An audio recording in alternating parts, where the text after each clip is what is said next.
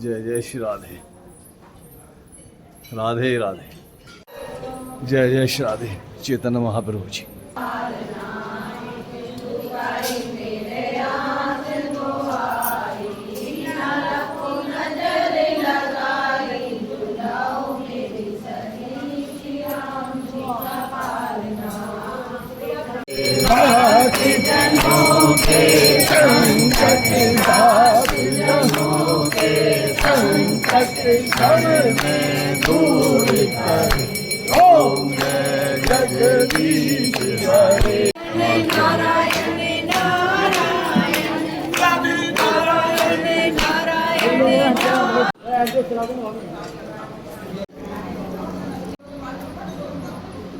द्वार नमः शिवाय। ओम विष्णवे नमः। बोल श्री लक्ष्मी नारायण भगवान की जय हो। बोलो तुलसी महारानी की जय हो। कार्तिक मास की जय जय। हो। आज हम प्रारंभ कर रहे हैं 17वां अध्याय। तो 17वें अध्याय की कथा सुनिए। नारद जी कहते हैं कि उस समय शिव जी के गण प्रबल थे और उन्होंने जलंधर के शुंभ निशुंभ और महासुर कालनेमी आदि को पराजित कर दिया। यह देखकर सागर पुत्र जलंधर एक रथ पर, जिस पर की लंबी पताका लगी हुई थी, चढ़कर युद्ध भूमि में आकर घोर संग्राम करने लगा। इधर जयशील शंकर के गण भी युद्ध में तत्पर होकर गरजने लगे। इस प्रकार दोनों सेनाओं के हाथी, घोड़े, रथ, शंख, भेरी दोनों ओर के वीरों के सिंहनाद से पृथ्वी त्रस्त हो गई। तत्पश्चात जलंधर ने कोहरे के समान बाणों को फेंककर पृथ्वी से लेकर आकाश तक व्याप्त कर दिया और नंदी को 5, गणेश को 5 तथा वीरभद्र को एक साथ 20 बाण मार मार कर उनके शरीर को छेद दिया और मेघ के समान गर्जन करने लगा। यह देखकर रुद्रपुत्र कार्तिकेय ने भी दैत्य जलंधर को अपनी शक्ति उठाकर मारी और घोर गर्जन किया, जिसके आघात से वह पृथ्वी पर गिर पड़ा। परंतु वह इतना बली था कि शीघ्र ही उठकर खड़ा हो गया और क्रोधाविष्ट होकर कार्तिकेय पर अपनी गदा का प्रहार कर दिया। ब्रह्मा वरदान की सफलता के लिए शंकर पुत्र कार्तिकेय पृथ्वी पर सो गए। गणेश जी और नंदी भी व्याकुल होकर गदा के प्रहार से पृथ्वी पर गिर गए। वीरभद्र का सिर फट गया और बहुत सा रक्त बहने लगा। वीरभद्र को पृथ्वी पर गिरा हुआ देखकर शंकर के गण चिल्लाते हुए संग्राम भूमि छोड़कर बड़े वेग से भाग निकले। यहीं पर 17वां अध्याय संपन्न हो जाता है।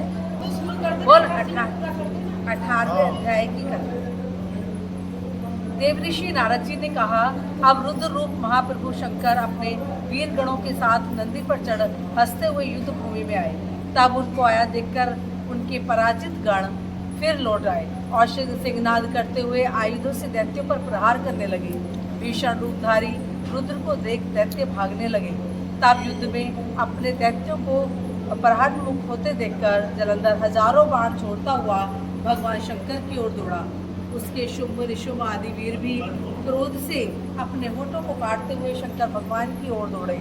इतने में भगवान शंकर ने जलंधर के सब बाण जालों को काटकर अपने गणों को निर्भय करके अपने अन्य बाणों की आंधी से दैत्यों को पीड़ित कर दिया।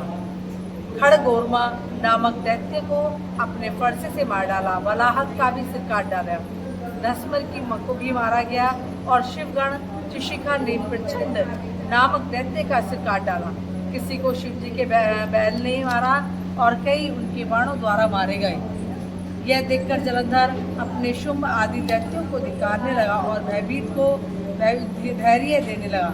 पर किसी प्रकार की भयग्रस्त दैत्य 2 बार युद्ध भूमि में आने को तैयार नहीं हुए। दैत्य सेना ने पलायन किया।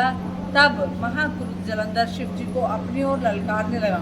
साथ ही उसने 70 बाण मारकर शिव जी को दग्ध कर दिया तथा और भी बहुत से बाणों का प्रहार किया। शिव जी उसके बाणों को काटते रहे, यहाँ तक कि उन्होंने जलंधर की ध्वजा, छत्र और धनुष को भी काट दिया। फिर 7 बाण मारकर उनके शरीर में आघात पहुंचाया। धनुष के कट जाने से जलंधर ने एक प्रचंड बाण मारकर उसी गदा के टुकड़े टुकड़े कर दिए। तब उसने समझा कि यह मुझसे अधिक बलवान है, अतः मुझे उसके ने गंधर्वी माया उत्पन्न कर दी। अनेक गंधर्व और अप्सराओं के गण उत्पन्न हो गए।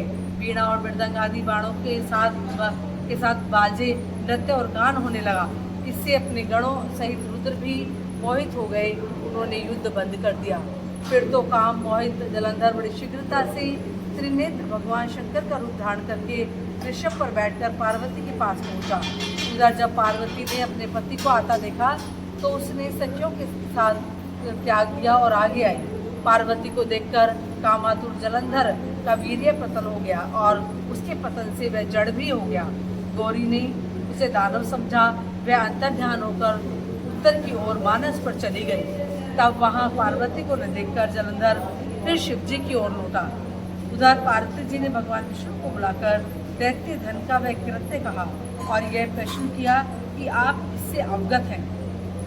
भगवान विष्णु ने हाथ जोड़कर और सिर नवाकर उत्तर दिया, आपकी कृपा से मुझे सब कुछ ज्ञात है। हे माता, जो आज्ञा हो पालन करो। जगत माता ने विष्णु जी से कहा कि उस दैत्य ने जो मार्ग खोला है उसका अनुसरण उचित है। मैं तुम्हें आज्ञा देती हूँ कि तुम जाकर उसकी स्त्री का पति व्रत भ्रष्ट कर दो।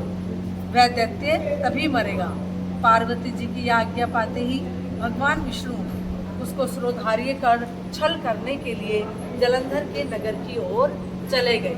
बोल श्री विष्णु भगवान की जय। बोल तुलसी महाराज की जय।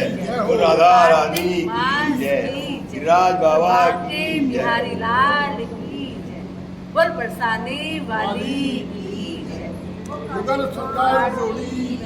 कार्तिक महात्मा की जय हो। की माता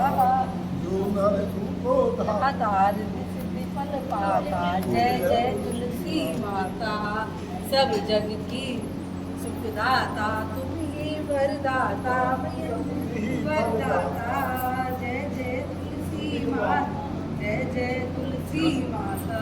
सब लोगों के ऊपर, सब लोगों के ऊपर रज से रक्षा करके तुम ही भवत्राता। जय जय तुलसी माता। बटु पुत्री हे श्याम, सुरवल्ली ग्राम्या सुरवल्ली ग्राम्या। विष्णु प्रिय जो तुम सेवे सो तर जाता। जय जय तुलसी माता। हरि के शीश विराजत, त्रिभुवन से वो वंदित। मैया त्रिभुवन से वो वंदित। पति जनों की तारिणी तुम ही विख्याता। जय जय तुलसी माता।